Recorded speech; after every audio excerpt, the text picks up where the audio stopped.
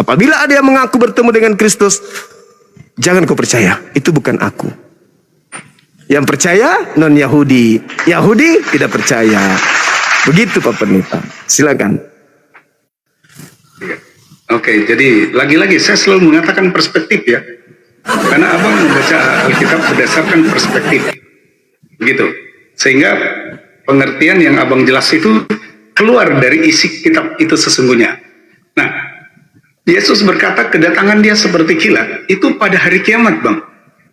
Bukan pada saat dia bertemu dengan Paulus. Yesus itu maha kuasa, dia Tuhan. Dia bisa bertemu dengan siapa saja. Makanya ada orang-orang yang bertobat ketika dia mendapat mimpi atau dapat penglihatan. Tapi itu kesempatan pribadi bagi seseorang. Jadi saya juga tidak percaya, Bang, kalau ada orang bilang begini, oh di pasar sana atau di gedung sana ada Yesus. Saya nggak percaya gitu.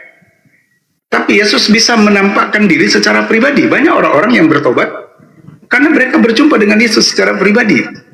Itu baik dalam mimpi atau ketika dia sedang doa di tengah malam, kemudian dia mendapat penglihatan. Nah, Yesus bisa datang kapan saja dalam misi penyelamatan. Begitu. Tetapi nanti di kemudian hari, pada hari kiamat, dia datang seperti kilat. Set. Gitu. Seperti itu, Bang. Jadi Paulus tidak pernah dan kemudian murid-murid yang lain seperti Petrus itu ya khusus kalangan orang-orang Yahudi.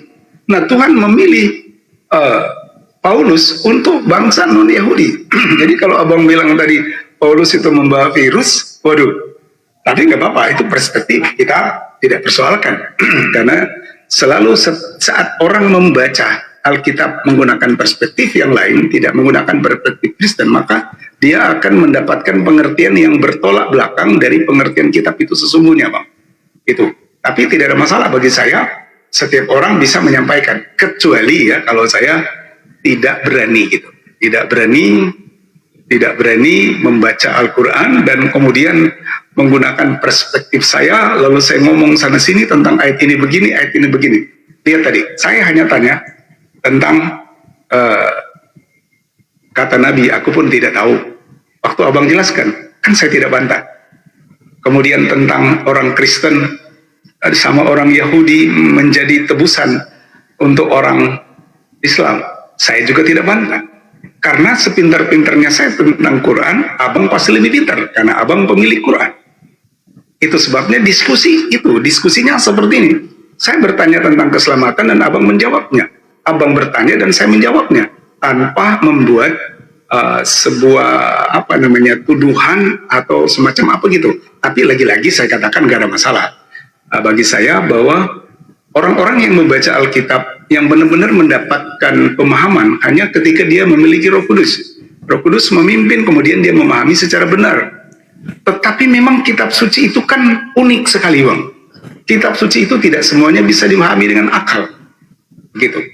Jadi kitab suci itu unik sekali. Ada kalimat ayat-ayat yang memang sulit untuk kita pahami dengan akal.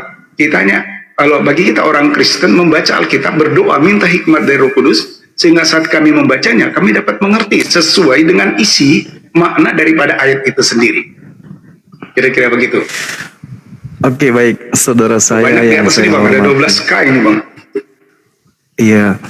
Jadi ketika saudara saya, pendeta saya 11, ini, Bang, sekarang. Oke, mungkin Pak Pendeta mau rehat, boleh kalau mau istirahat?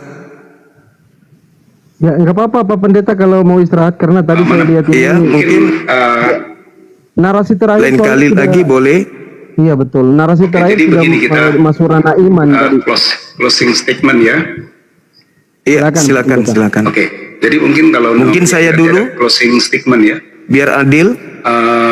Oh ya, silakan. Boleh.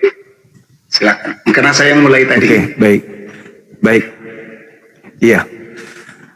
Jadi kalau di dalam ajaran agama Islam, tadi di awal saya mengurai konsep keselamatan itu beriman kepada Allah, beriman kepada para nabi, beriman kepada kitab-kitab, pada rasul yang diutus oleh Allah, kemudian beramal soleh, menjalankan perintah, utamanya solat. Maka orang-orang yang solat dalam Al-Quran surah Al-Mu'minun, mereka adalah orang yang mewarisi surga Firdaus. Nah, untuk mengetahui tolak ukur kebenaran daripada apa yang Allah uraikan di dalam Al-Quran. Ini sebagai penggiat apologet pembela Islam berhadapan dengan saudara saya pendeta dan netizen yang ada di YouTube dan juga yang ada di TikTok. Tentu apa yang saya uraikan ini kita harus memiliki kesinambungan dalam hal penyampaian dan keselarasan kemudian dari apa yang kita imani. Di dalam Al-Quran surah As-Sukhruf dikatakan wa innahu la ilmul lisa'ah fala tamtarunna biha wattabi'un hadza siratul mustaqim. Jadi tanda kiamat itu nanti adalah datangnya Nabi Isa alaihissalam. Kedatangannya adalah tanda akhir zaman. Kalau kedatangannya itu terjadi di abad pertama, akhir zamannya sudah lewat berarti.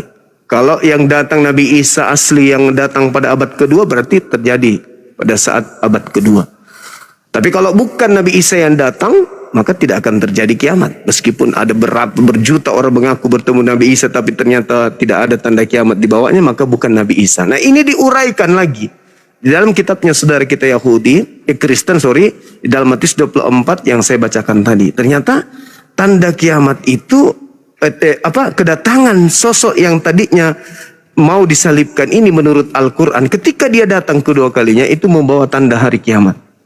Jadi kalau ada seorang Islam yang mau murtad karena mimpi bertemu dengan Yesus atau mimpi ketemu dengan Nabi Isa dalam perspektif iman Islam, atau pada saat umroh dia melihat Yesus atau Nabi Isa, jangan percaya. Bentar bentar. Aku charger dulu soundcard. Bentar ya, biar saya dengar baik. Silakan. Oke, lanjut. Ya. Jangan percaya karena ternyata kedatangannya itu pasti adalah kiamat. Makanya umat Islam itu tidak pernah berdoa wahai Nabi Isa datanglah, karena kalau datang kiamat dunia. Karena kedatangannya adalah tanda kiamat itu. Jadi itu yang ada dalam ajaran agama Islam. Jadi ketika keselamatan itu di Islam itu jelas di dalam Al-Quran, banyak dalil yang mengatakan bahwasanya waliman khafa maqama rabbih jannatain. Barang siapa yang takut kepada Allah, takut bertakwa, artinya ketika dia takut maka mereka bertakwa. Ketika mereka bertakwa maka mereka mentaati perintah. Maka apa kata Allah? Mereka mendapatkan kemudian jannah berlipat ganda. Nah itu konsep keselamatan yang bisa saya ucapkan, yang saya sampaikan kepada saudara saya pendeta. Dan juga dalam Al-Quran dikatakan innal ladzina qalu rabbunallah tsumma istaqamu, dan di akhir ayat dikatakan wa absyiru bil jannah, maka beritakanlah kabar gembira itu kepada mereka dengan surga. Barang siapa yang berkata Tuhanku adalah Allah, lalu kemudian dia teguh pendirian sampai dia meninggal, maka beritakanlah kabar gembira ini kepadanya dengan surga. Itu kata Al-Quran. Saya kira begitu Pak Pendeta. Dari saya polanya sederhana. Islam itu bertindak sesuai dengan apa yang didengarkan, maka itu yang mereka praktekkan. Demikian, terima kasih. Silakan.